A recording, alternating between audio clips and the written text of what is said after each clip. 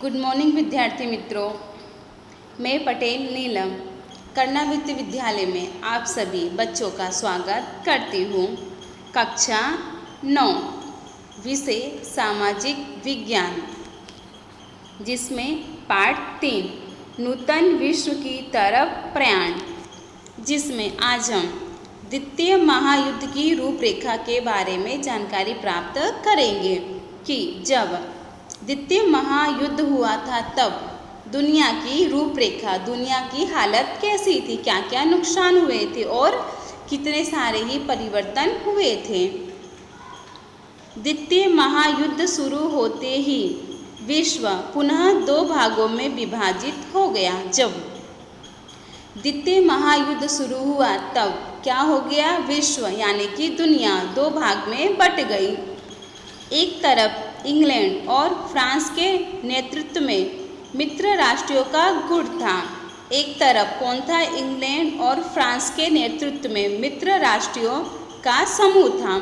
दूसरी तरफ Germany, Italy और जापान जैसे दूरी राष्ट्रों का गुट था।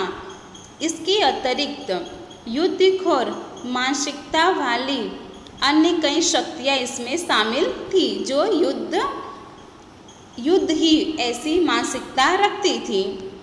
जापान में हवाई द्वीपों में स्थिर अमेरिकन नौसेना पर आक्रमण किया।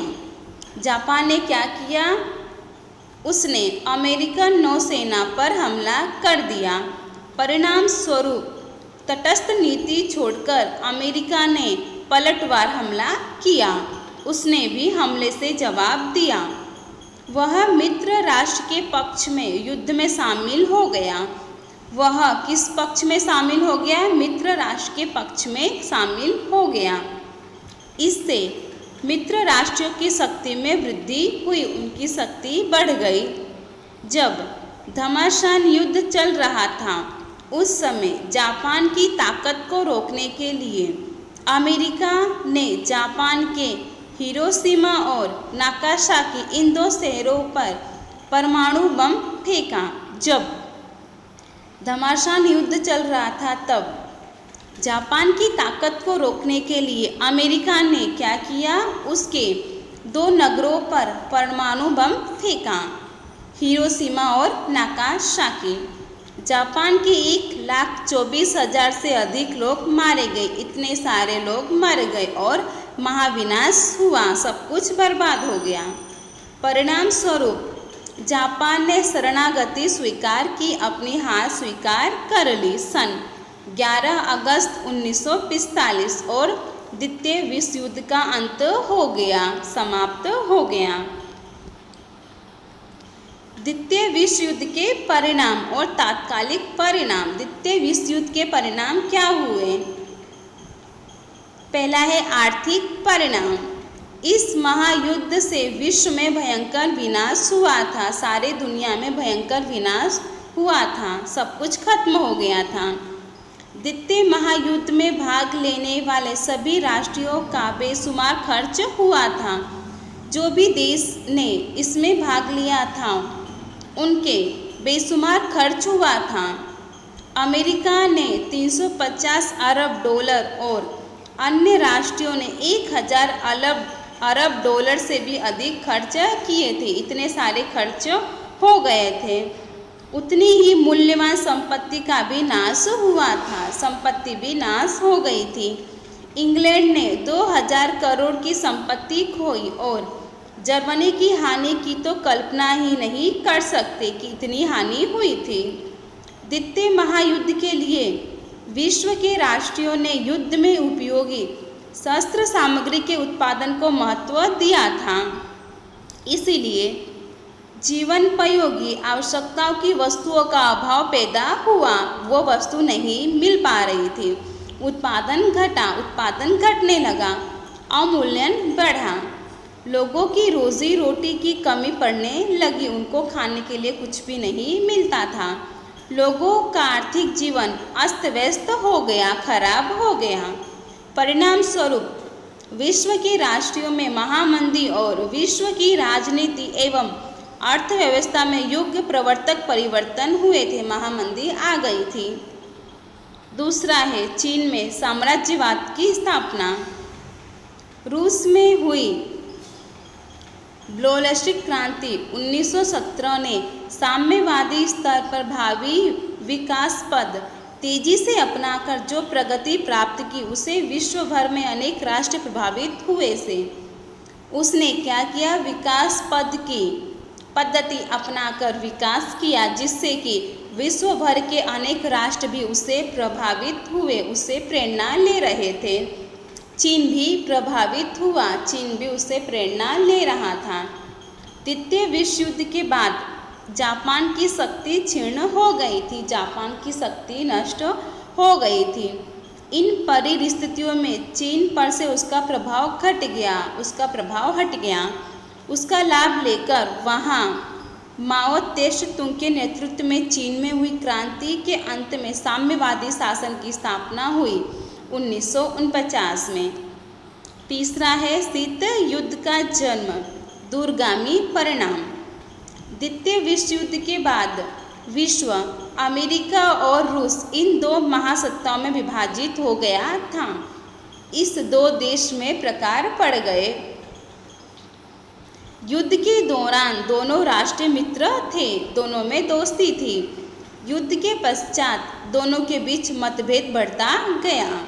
इस तरह लोकतंत्रात्मक देश अमेरिका और साम्यवादी देश रूस परस्पर विरोधी गुट के रूप में खड़े हुए थे, दोनों आपस में विरोध करने लगे।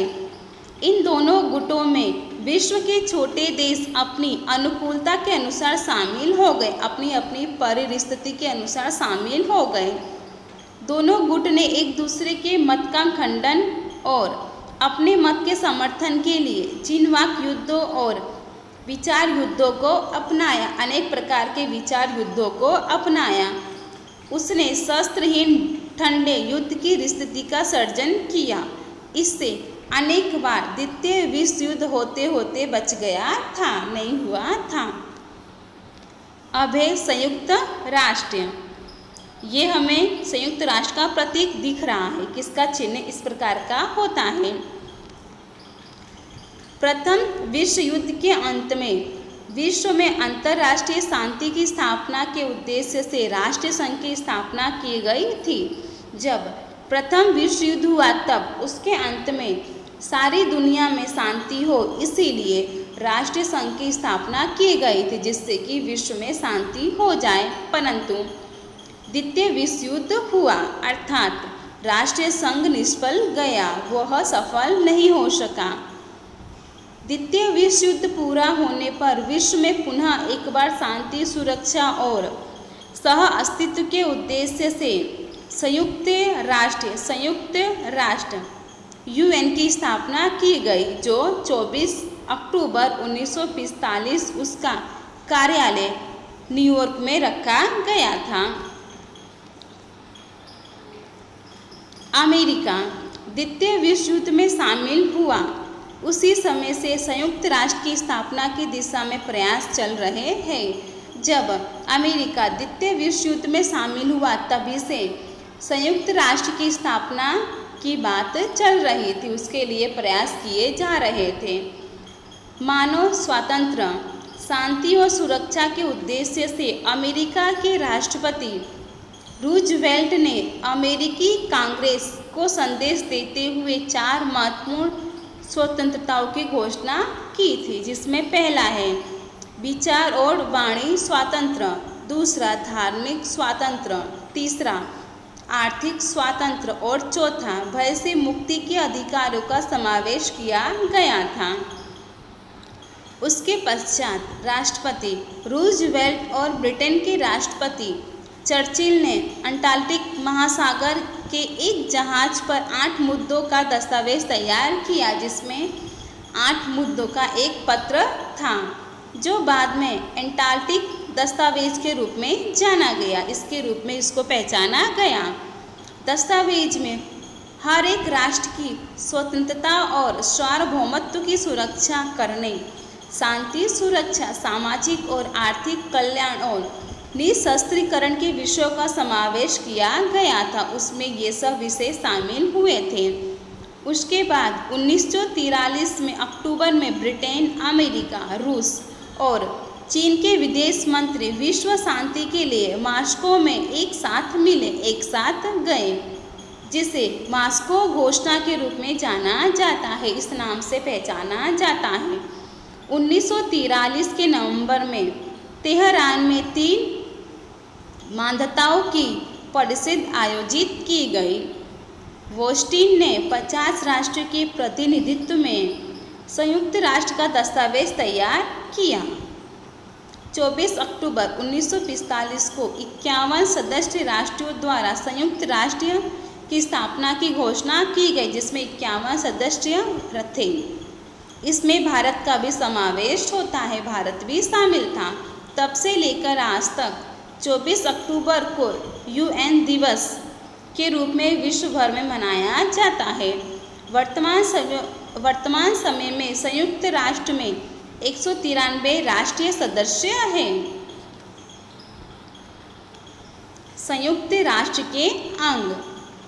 संयुक्त राष्ट्र ने अपने उद्देश्यों को सिद्ध करने के लिए जिस तंत्र का गठन किया, उसके निम्नलिखित मुख्य 6 अंग है। इसमें 6 अंग का समावेश होता है। पहला सचिवालय, दूसरा सामान्य सभा, तीसरा सुरक्षा समिति, चौथा आर्थिक और सामाजिक समिति, पांचवा अभिभावक समिति, छठा अंतर्राष्ट्रीय न्यायालय। इन अंगों में से अंतर्राष्ट्रीय न्यायालय नीदरलैंड के हेग शहर में है। उसके अतिरिक्त अन्य समितियों का मुख्य कार्यालय अमेरिका के न्यूयॉर्क में है। संयुक्त राष्ट्र के अंगों के कार्य क्या क्या होते हैं, इसके बारे में जानकारी प्राप्त करेंगे। पहला है सामान्य सभा, जिसमें आप लोग चित्र में देख सकते हैं कि सामान्य सभा देखने में ऐसी होती है। संयुक्त राष्ट्र का सबसे बड़ा अंग है। यह क्या है? संयुक्त राष्ट्र का सबसे बड़ा अंग है, जिसका नाम है सामान्य सभा। यह सभी सदस्य राष्ट्रों के प्रतिनिधित्व से बनी होती है, राष्ट्रों की मंजूरी से बनी होती है। इसमें प्रत्येक राष्ट्र अधिक से अधिक 5 प्रतिनिधित्व भेज सकता है, जिसमें एक राष्ट्र अपने अधिक से अधिक 5 सदस्य भेज सकता है, परंतु मतदान के समय प्रत्येक राष्ट्र का केवल एक ही मत माना जाता है, एक ही मत गिना जाता है। यह अंतर्राष्ट्रीय संबंधों से संबंधित किसी भी विषय पर चर्चा, सलाह, परामर्श या सिफारिश कर सकती है। दूसरा, महामंत्री हर एक वर्ष को बजट प्रस्तुत करता है। हर एक वर्ष में बजट प्रस्तुत होता है। उसे मंजूर करना तथा उसके खर्च की राशि का आवंटन करना। तीसरा, राष्ट्रों के आर्थिक विकास, मानव अधिकार, निशस्त्रीकरण का सांप्रत अंतर्राष्ट्रीय प्रश्नों का निराकरण लाने का प्रयास करती है। चौथा, सामान्य मामलों में निर्णय 2/3 सदस्यों के बहुमत से लिया जाता है। दूसरा है सुरक्षा समिति। संयुक्त राष्ट्र का सबसे महत्वपूर्ण अंग है। यह संयुक्त राष्ट्र का सबसे महत्वपूर्ण अंग माना जाता है। इसमें अमेरिका, ब्रिटेन, फ्रांस, रूस और चीन ये 5 स्थायी सदस्य हैं। बाकी 10 अस्थायी सदस्य माने जाते हैं। इस समिति को अंतर्राष्ट्रीय शांति और सुरक्षा बनाए रखने के लिए अत्यंत विशाल अधिकार दिए गए हैं। इसमें क्या होता है? अंतर्राष्ट्रीय शांति और सुरक्षा बनाए रखने के लिए निर्णय लिए जाते हैं।